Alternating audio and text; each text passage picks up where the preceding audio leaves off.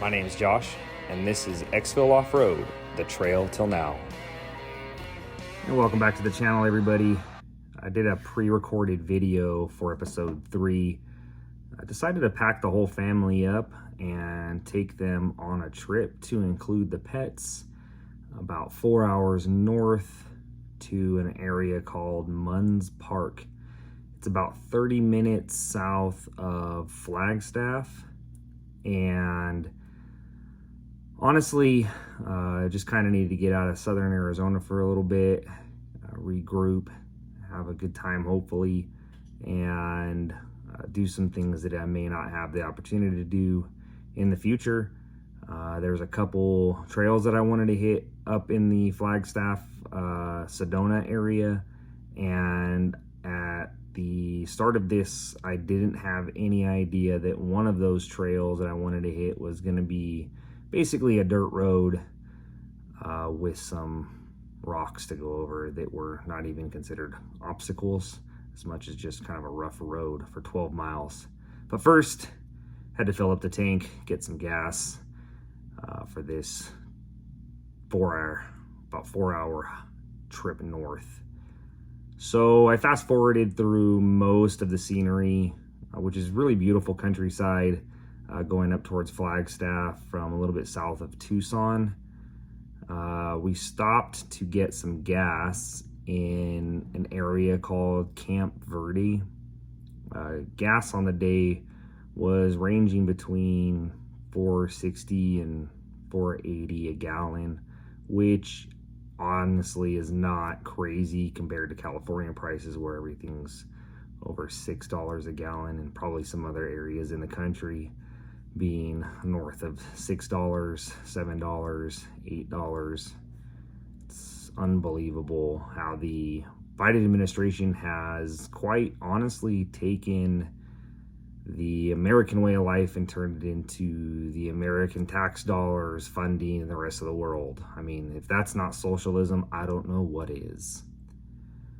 So we made it up to Munns Park, and as you can see, beautiful, beautiful pine woods. It is in the same general mountain range as Flagstaff is, and if you've ever been to Flagstaff, you know that it is pretty beautiful scenery. Lots of elk and deer in the area. Although we didn't see any elk, we did see several small herds of deer. So we decided to head out to the Schnebly Hill Trail, and the trail was not what was expected. So this is a Jeep rated badge trail, which is unbelievable because, I mean, any other trail that I've seen was far more than this. So this is a fire access road / camping road for the top of Schnebly Hill at the Munns Park area. And then this is the Schnebly Hill outlook. Beautiful scenery, but not off-road. So after that 12-mile journey, we decided to hit Broken Arrow, which honestly saved the trip because it is an outstanding trail. That's similar to something such as Gold Mountain in California, the Rubicon Trail, although this is far shorter than those. This entire trek is probably around 3.5 miles in and out. So this right here is the Submarine Rock entrance obstacle. It is very slick rock, and most of it's red rock, although this is pretty tarnished from tire wear. I decided, as well as the wife in her JL, to not air down. Didn't realize that we were going to be coming into obstacles like this, so I'm running like 36 PSI going over this super slick rock face. And as you can see, everything's red rock around it, but the access point, the road that you're actually driving on, is pretty well tarnished with rubber from tires. So the reason for this is because not only does it see a lot of Jeep traffic and off-road vehicle traffic, but it also has a tour that runs through here called Pink Jeep Tours, and they run up through the Schnebly Hill Jeep Trail which, I mean, honestly, it's not a Jeep trail. It's just a trail. So they run up through part of that to some scenery, or I should say, they run up through that to some areas that have some good viewpoints for photos and stuff like that. And they just take tourists through there that I guess don't have 4x4 vehicles, and then they take them through here, which is Broken Arrow.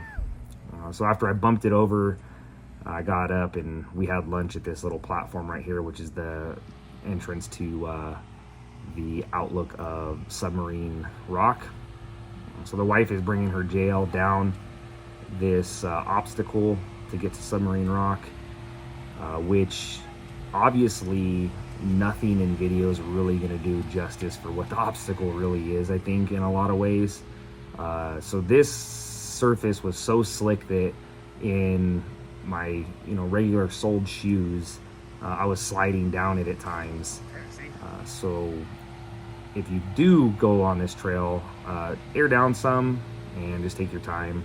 You should be able to get over everything, but there are some really unique obstacles on this trail. The end of the trail is here, which is Chicken Point. They call it Chicken Point because I guess at the end of the rock, it's pretty steep drop off and see who can get closest to the edge. And again, so you can see some of these pink Jeep in the background. There's 3 of them here at this time. So they run tour after tour and they have multiple Jeeps. And they bring people out in these kind of modified Jeep Wranglers. They look like they had pretty much all JKs. And they modify them and then to add extra seating, and they just take people off road and so they can take these pictures and get out and see this beautiful scenery. I have no idea what they charge, nor would I ever really want to go on one of those. I mean, it kind of defeats the point of being a Jeep person, I think. But so we are headed out of Chicken Point and we're headed over towards an area called, or we're trying to go to an area where you descend from this trail, which is the Devil's Stairs. So that part of the trail is super cool, and leading up to it is this like windy switchback dirt trails with some slick rock surfaces in between. And we do take our time because there are some just unexpected rocks. And this part of the trail I ended up videoing with an Insta360. And the 360 camera is pretty cool because you can pan and get different viewpoints from basically a real world view of 360 degrees of what you drove through. So I was really happy with the results of videoing with this camera it's basically on a stick, and they call it like an Invisi-stick. And so it basically deletes it and you can see like it's like a floating camera. Now in the shadow you can see down there that there's the stick and the camera on it, and I had it's probably I don't know, maybe like an 8-foot stick, so it's sticking out of the window pretty good. And I think in the future I may come up with a mounting solution for something like that so that it's more centered in the vehicle and less dependent on someone holding it out of a window. Although it did work pretty well. I just think that maybe more centered in the bed of the truck or something like that, it might give a little bit more of a good viewpoint of 360 around the vehicle instead of more angled. But like I said, this trail is it's a really fun trail to drive. It's not boring at all. The views are beautiful. Some of the trees that are around the trail, they're just really cool to look at. Some of them are obviously dead, and then other ones are just just big trees, and they do obstruct a little bit of the view. But as you can see, there is part of this trail that you can just see out into these red rocks, and it almost is Grand Canyon like, but just really beautiful terrain. I was super happy that we went to this trail. It far supersedes any trail that I've been on in Arizona. and I've been on several of them, even another 12-mile trail, and those are just remote trails that just kind of go from A to B, and there's some things to drive over, but nothing that's quite like this, which like I said, I just was really kind of taken back by the fact that this is not an actual Jeep badge trail, considering some of the obstacles that are on it, the terrain, the difficulty of some of the obstacles for driving over them. I mean, it was ups and downs and off camber, and there were some areas where putting it into 4 high was necessary, just because of the slickness of the terrain, not because the vehicle couldn't get up it itself, but just some of these rock faces are super slick. Kind of like, which I haven't been to yet. I assume some of those rock faces in Moab, same thing. Once enough of that rubber gets on there, that rock face gets super slick, especially the hotter it gets. It just turns into a slide. So we're winding back and forth, heading over to a really cool area in this trail known as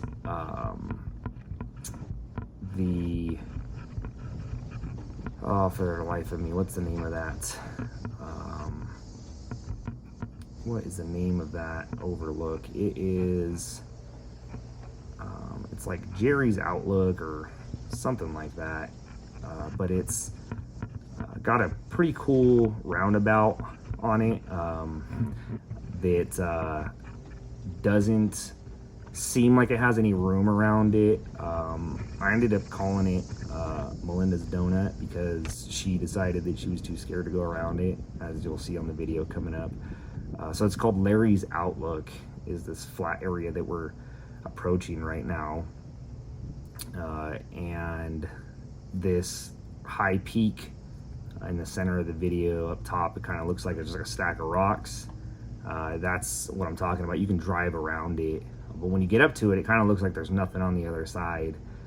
And we ended up going on this trail with some family members that have a TRD Pro Toyota 4Runner, and that vehicle is super capable.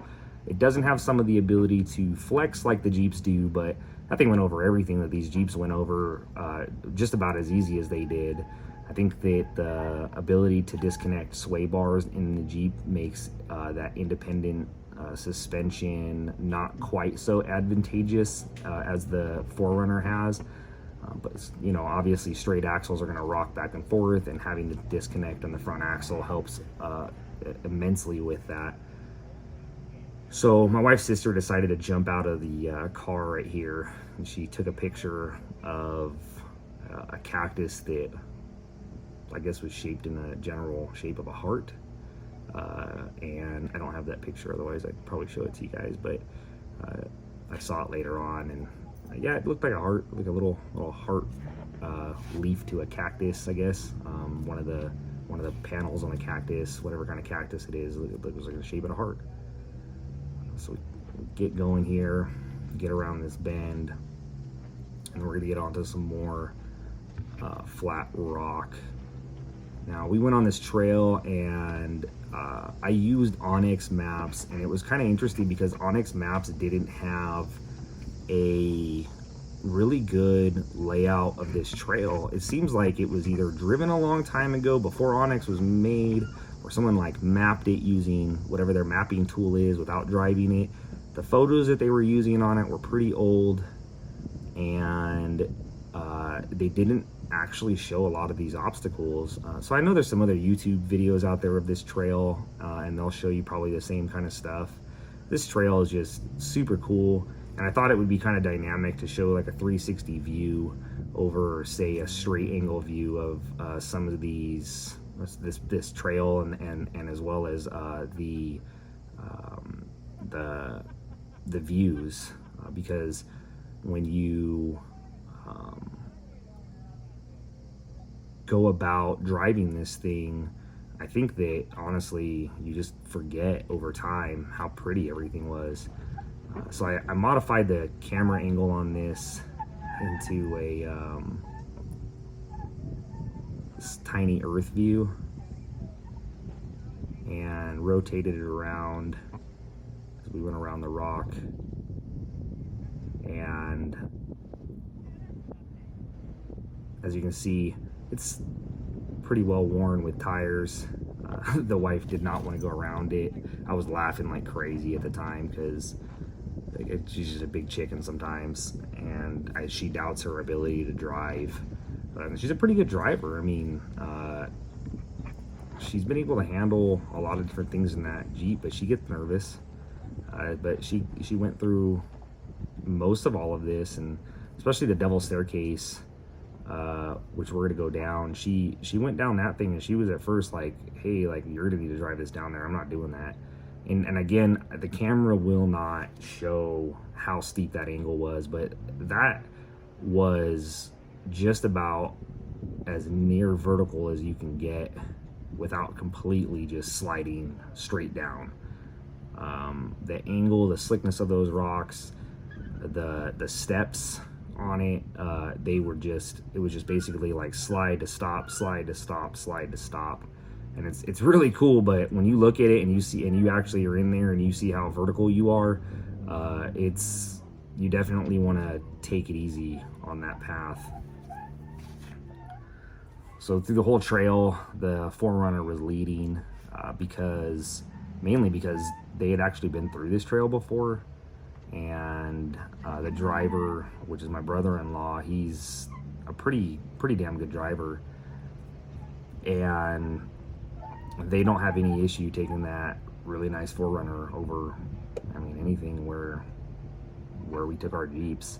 And some of their clearances are not quite what they are on the Jeeps, but again, approach and descend angles were relatively decent for pretty much everything. There was a couple spots where the skid plate on my tow hitch receiver saved my bumper, because that long bed will do some things for angles, whereas in the Wrangler ahead of me didn't hit, I think, anywhere. It hit one place out of the entire trail, but that's pretty good. So the extended bed that's on this Gladiator, it definitely seems to stick out in those extended areas where that wheelbase is not so advantageous. And then there's other things where that longer wheelbase actually helps out, I think, where, you know, it's not quite so much of a jerking obstacle, because the wheels aren't going up and down as fast or as tight together. So you can really like slide over some longer obstacles relatively easy. But again, if you don't have a slide plate or a skid plate on the back of your Gladiator, you're probably going to be beating that back of that bed up pretty good.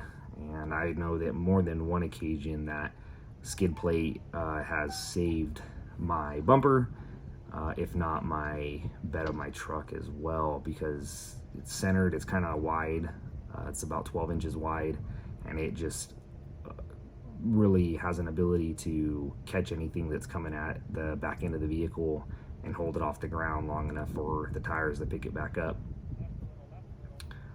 So we're starting to wind in to the Devil's Staircase, and just taking it nice and slow. Again, these are some decent little ridges and steps and drops that we're coming down off of, so we're taking our time and not bouncing around the axles too much and the people inside the vehicles as we go down. But we were taking our time, enjoying the view, and there's a point where we're going to end up turning off and getting out of the way of those three Jeep Wranglers that were up doing the tours that were at the beginning of this part of the video.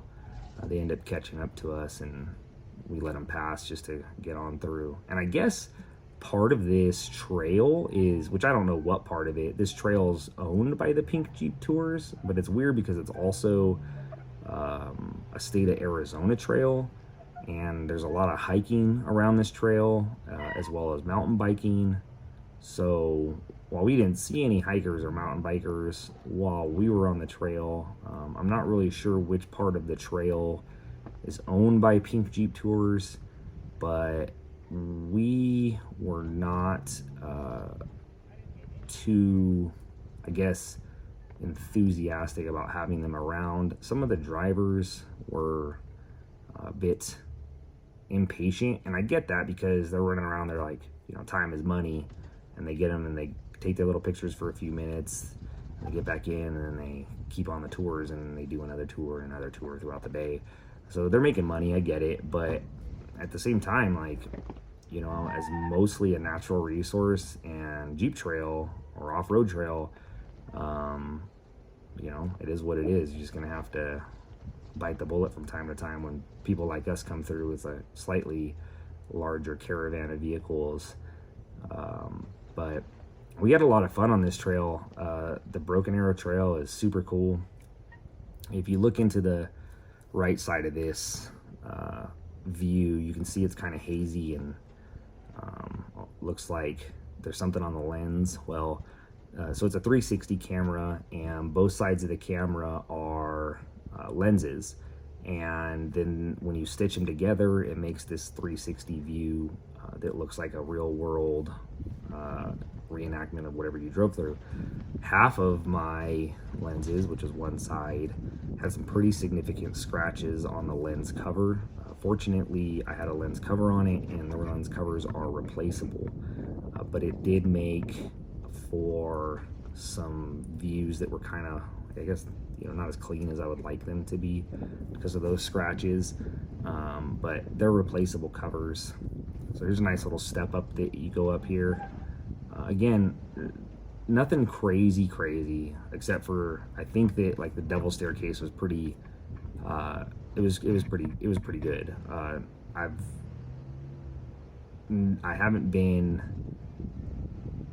on too many obstacles that were that technical. Now again, I haven't been all over the world or in some of these places. Some people like to take their vehicles where they're willing to roll or risk wrecking them. So I'm a little bit more of a conservative driver in that accord, but some of these vehicles aren't always built for rock crawling either, and a Gladiator surely shouldn't really ever be built for rock crawling. So the Forerunner's about to come over or about to cross an obstacle. There's a pretty good crack in the rock, and they ended up hitting their tire carrier on the back right there. Nothing too crazy, but at the knuckle point, so the tire carrier swings open separate from the gate. It's super cool. Can't remember what company makes it, but it's a really nice tire carrier, and they ended up hitting the knuckle point on it. Didn't do any significant damage, just took off a little bit of metal and some paint or some powder coating. So the wife's about to drive the Wrangler over the little gap, and I think this is where she hits her. Yep, she scratched her bottom of her little spade on her tow hitch, and then I ended up going over it, and I can't remember if I hit here or not. I may have, but I went real slow over it. Yeah, I can't even tell if I hit there or not. I know there was one of them that I hit pretty good, and I thought I hit it on the right side of the bumper. Yeah, it was this one. Yeah, so I got out and looked, and I was like, man, did I hit my bumper on that? Because I felt like it was the side instead of the middle, but there was no damage to the bottom of my bumper. It was just all on the skid plate, which was well worth its money. So we got out here, and we were talking about the ability to go over this obstacle, which is the Devil Staircase, down that path there, about where you see the trail end on the videos where that staircase starts. And my brother-in-law is telling me just general way to go about it and what it's going to do, and the wife's telling me I'm gonna have to drive down, and I'm like, no, your vehicle is more than capable, like, you'll be fine, just take it nice and slow.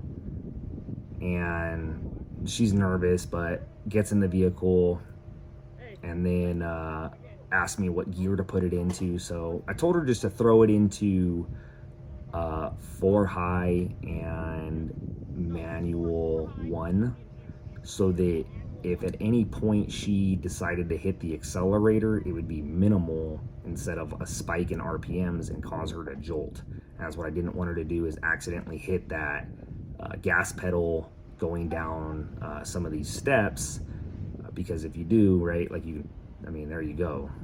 So, I said, hey, throw it into 4 high and then drop it into manual 1, and that'll really reduce any kind of accidental smacks on the accelerator if your foot slips off that brake when you're jerking down these steps.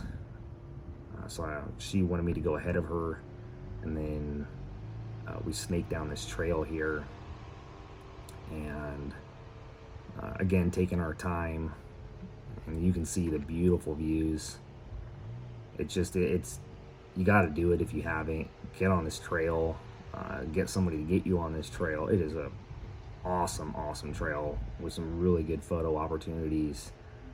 And you can see right there how the Wrangler's off camber, that angle of that rock there, because this is the camera is sitting pretty level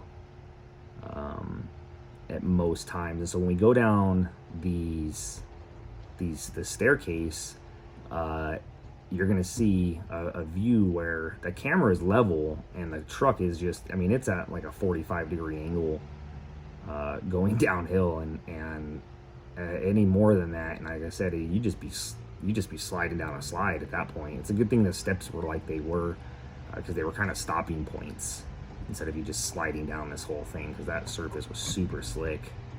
We were down to about 20 PSI on our vehicles at this point through the rest of this trail after we went over Submarine Rock.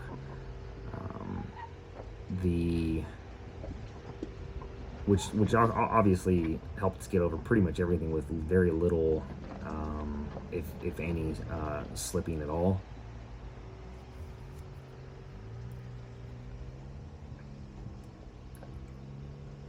This trail has a few like touristy spots. There's like a sinkhole, and then the Submarine Rock outlook, and then Chicken Point, and there's a couple other that are actually like marked on maps for you to see. Some of them are just viewable from the outside, like the sinkhole. You can't go in there, it's a cave, and I guess it's to protect the bats. But you can go up to the entrance of it and take pictures or take a look inside. You're just not allowed to actually go into the cave. The temperature outside on this was just about 100 degrees, so it was really warm outside, and there was a slight breeze from time to time, but for the most part, just perfect weather outside of maybe just being a little hot. And we were running the windows up most of the time with, except for this camera sticking out, with the AC just kicking, which was really nice. There was a few points where I rolled down the windows and looked out the side to get a view of my front driver's side tire so that I had my alignment on correct. And one of those times was when we were going down this staircase, because I wanted to see at what point my front axle was dropping in unison with my braking, obviously, and then I was able to look back and see anything on the back side of the axle or the back axle dropping as well, so that when those points came, I could just really ease onto those brakes just the right time and with the right amount of pressure to alleviate any kind of extra stress. So this is the end of that snaking trail right here, and my brother-in-law is going to go up to it, and then I'm going to give him a little bit of spacing so that I don't slide into him, and if anything happens with his, I haven't really started the trail yet, and we can recover if we have to. There's a couple little turnaround spots throughout the trail, or spots that you can get out of the way if somebody's coming behind you. Especially these tour Jeeps, they tend to go pretty quick through these trails, and they're rocking some old squeaky Jeeps. I mean, it was just I was cracking up because I was like, that is annoying as shit. But they, you know, they ride them till the wheels fall off, and they're making money doing it. And these tourists are just loving every bit of it. I mean, I was thinking like, hey, we could start our own tour thing and just make money off of people that have no idea how to off-road and think it's the craziest thing ever. So the camera just smacked into a tree pretty good. My daughter was holding on to the camera. So here's some of the angle, right? Like you see the step offs. I mean, it's dropping and then dropping and then dropping. Really at a steep angle. I was pretty level at that point, and now I'm starting to take the first couple little steps down. And most of the trail, if not all of the trail, is easily wide enough for your vehicle, but there's going to be points where you may need to kind of get out of the way. So find one of those little drop-off spots to just kind of tuck into a corner and get out of the way of whatever's going the other way or trying to pass you. So this is a pretty level view, right? That vehicle, that Gladiator, is going downhill in a hurry, and some of these spots I'm sliding like crazy, and then my wife's at the top waiting. Now this is the Devil's Staircase.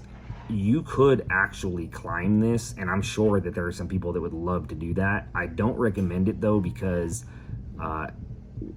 there are those vehicles coming down, and it's a one-way thing, and you're not going back up that thing coming down, and you're not going to probably go down going up. So don't risk it. Take the trail the one direction that you're supposed to take it, do the big loops, take your pictures, and then go about it and get out of it safely without wrecking your vehicle or doing something foolish where you get into an accident or cause a problem with another vehicle. The staircase itself is maybe 40 yards, so it's pretty steep and relatively short, but it is absolutely probably one of the coolest obstacles I've gone down like ever in one of my Jeeps. And that Wrangler used to be mine, and I've taken it off of Gold Mountain, and that has some pretty cool obstacles to go off of. And I did that stock. So this Gladiator is a 3.5 inch with 35s, and Falcon 3.2s or 2.3s, whatever they are. They're adjustable, fast adjustable shocks. Really great shocks, honestly. I'm running BF Goodrich KO2 35s. I have the Alpine control arms on it, and a Terraflex 3.5 inch lift. I've been pretty happy with it. The wife's JL is running a Enduro Sport lift from Dynatrack. Great lift. It's a 2-inch lift. She's on 35s with Fox shocks, not adjustable, but she has Alpine control arms as well, and then we both have adjustable track bars on there. She's running the stock 410 gearing. I'm running 513 gears. I had my Gladiator re-geared because it's a Willys, and it had those BS 2.87 or whatever they are, 7.6 gears, something like that. And when I put those 35s on there, the vehicle was super sluggish. So sheets reversed, everybody got down safe. Again, there's a little area for you to get out of the way down at the bottom if somebody's coming behind you and you just want to get out of the way, or you just want to take a break and take a look at the staircase and get out of the way. It kind of snakes down and starts headed back towards the entrance of the trail. So this is going to be the main trail road right here, where this 4Runner stopped. It's a split in the road, a fork. So when you're coming onto the trail, you would stay straight, and that would take you off to Chicken Point and loop you back around through Devil's Staircase coming down. So this is the main part of the trail that we're turning left on right here. When we first entered the trail, we came across some ATVs, which were pretty cool.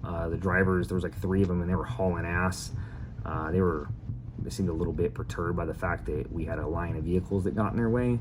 But you know, everything was fine, and well, we went about our way, they went about theirs. So like when we first got onto the trail, coming up to this rock face that we're to come up to, that's where we ran into them. And it's kind of a weird angle to get up onto this part of the trail.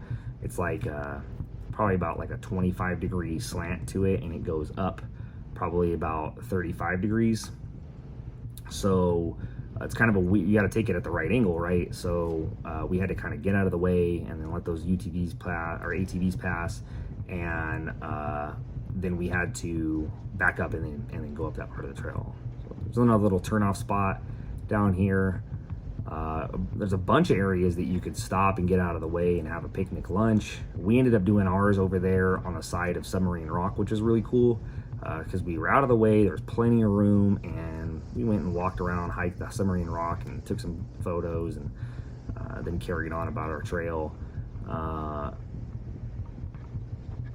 Nothing too much here, just some nice, pretty well-maintained road.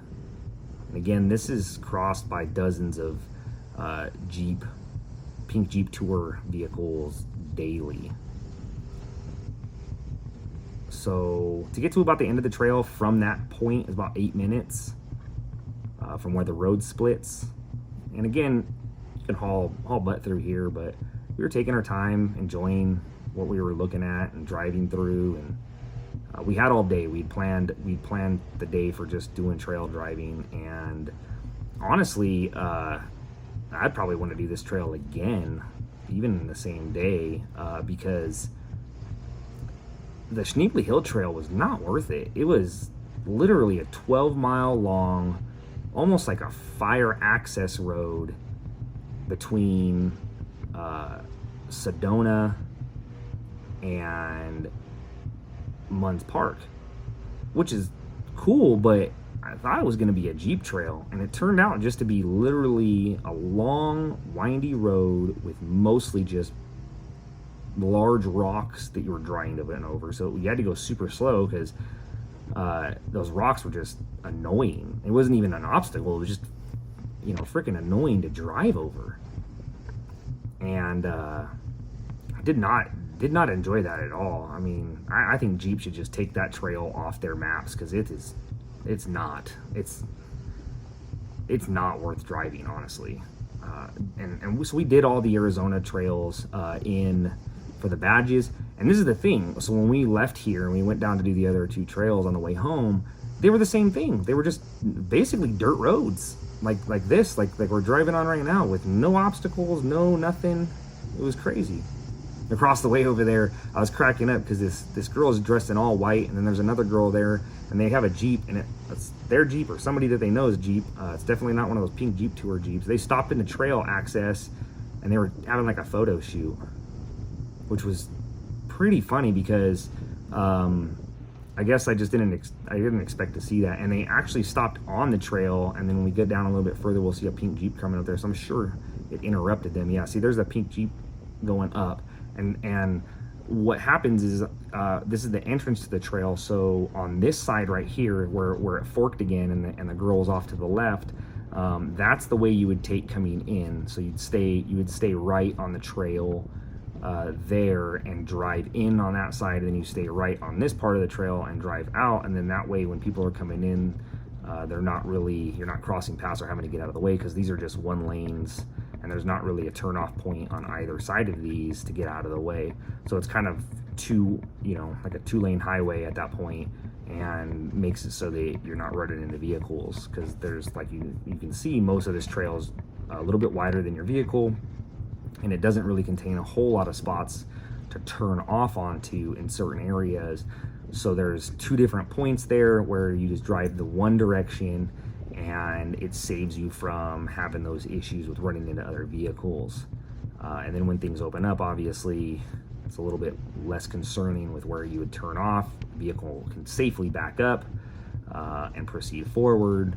and then get to a turnoff point to get out of the way, squeeze over to the side to get out of the way, and nobody has to worry about anything unsafe happening. And that's also, I think, a very important feature to what makes this trail so cool, is that in those spots where you don't want to run into another vehicle, you don't have to worry about really running into another vehicle unless they're not following the rules of the trail. And they're not really posted rules. It's just pre-planning and knowing this beforehand. Hey, I'm going to go run this trail. What do I need to know? And game planning for something like that is always a great idea. And on that topic, you should never off-road alone. If your vehicle breaks down and you have an emergency or get hurt, you have nobody else there, and you have to really take some of those things into consideration. As unlikely as they are, you always want to have a what-if plan. So if you are going to off-road alone, I don't recommend it. I would say get an inReach, because you really don't know when your cell phone's not going to have service, depending on where you are in the country and what service provider you have. You just never really want to run into that issue of you can't contact people when you do need help. So get an inReach. They're worth it. I know they sell them at Costco from time to time. They're not all that expensive anyways. You can text message on them and at least get communication out. And I think that you're able to send your GPS ping position as well. So we're back. This is the entrance to that part of the trail where I was telling you where we had to back up and take that angle the right way. There's some pretty good flat red rocks here, and we just crawled up out of the way because we knew these Jeeps were coming behind us. And we were all communicating through Midland radios. The wife and I have mounted Midland radios in our vehicle. They're the smaller ones. I can't remember what the dang name is. If you want to know, just let me know. Hit a comment on the video and I'll let you know which ones we were using. But they worked flawlessly. And then we ended up getting a pair of handhelds that were GMRS compatible or capable, I guess. And we basically tied in a private channel from the handheld walkie-talkies, the handheld radios, into our vehicle-mounted radios, and we had a private channel where we didn't have any point where we couldn't speak with each other the entire day. And that was both on highway driving at a little bit of a distance, sometimes because we were doing other things, or on the trail we were able to communicate with each other even when we couldn't see each other. These things typically have like a 50-mile radius, so we weren't ever further apart than that, but they worked flawlessly. And I know there's some people out there that don't like Midland, and I think that with anything tech-based, there's going to be people that do and don't like things about it. But again, I've had them on there for several months, and I've had zero issues with communicating, programming, changing things around. It's been one of those things where I kind of wondered, like, maybe a handheld would have just been cheaper and you didn't have to do an install. But I did, and I like having them on there, and they're vehicle powered. Don't have to worry about charging them and stuff like that. Now I do have them attached to the battery, so obviously they won't work without the vehicle being on, but we do have the handhelds as backups, I guess, now. So that's always good. But if you just wanted to get the handheld GMRS radios, do it. They are basically like ham radios, and those radios have to have an operator license. You have to take a test to be able to operate them. The GMRS radios are also licensed to use, but your license will cover your family and you don't have to take a test. It's not some crazy thing. And the thing about the ham radio is you got to know how to build a radio station to be able to pass that test, and it's like some complicated, weird stuff that I've never been into. I'm just not a comms guy.